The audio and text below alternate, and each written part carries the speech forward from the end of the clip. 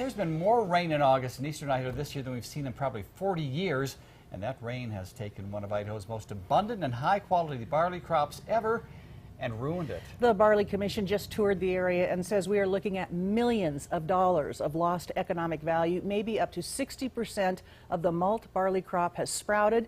It'll now be downgraded to cattle feed, and it'll be worth about half as much money. Today I took a look for myself. I want you to listen to something. It's the sound of quiet, and that is not a good sound in August in Idaho when this combine should be fired up and busy harvesting. My combine's been sitting for a week, 10 days now, and we've had over 2 inches of rain. Dwight Little has been raising grain and barley for more than 40 years, and he has never seen as wet in August as we've had this year. And so this is a rarity that we have this much moisture in Idaho this time of year, and it has caused some real problems. The Idaho Barley Commissioner says it's tough for the farmers not to panic, and their anxiety is justified. Are we in panic mode? Well, I'm sure a lot of producers are in panic mode. They've sunk a tremendous amount of cost into producing this crop, particularly in eastern Idaho, irrigated, very high power and water costs. And so those are costs that they're in danger of not being able to recover. So I imagine there is some panic. The Commission is recommending farmers go ahead and harvest using their very best management practices.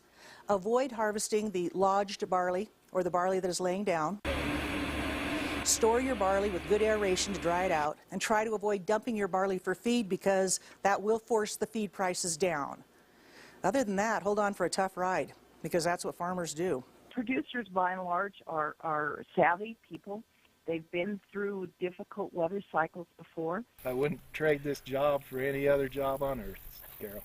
This is the best job we can have.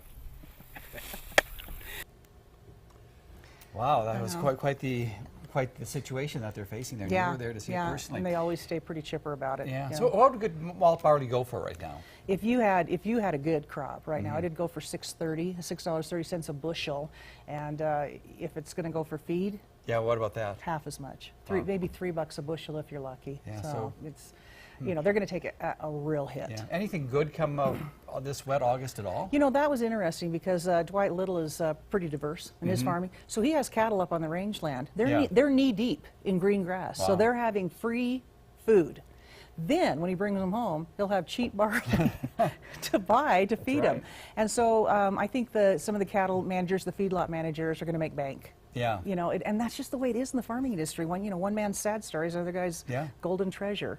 But we'll keep you posted on this whole barley situation because those farmers are going to be out of luck. Hay farmers, pretty much out of luck this year again because of the rain. The potatoes are okay right now. Oh, good. So far, so good. We called all the experts. They've seen a little bit of blight in Bingham County, but that's it so far. All right.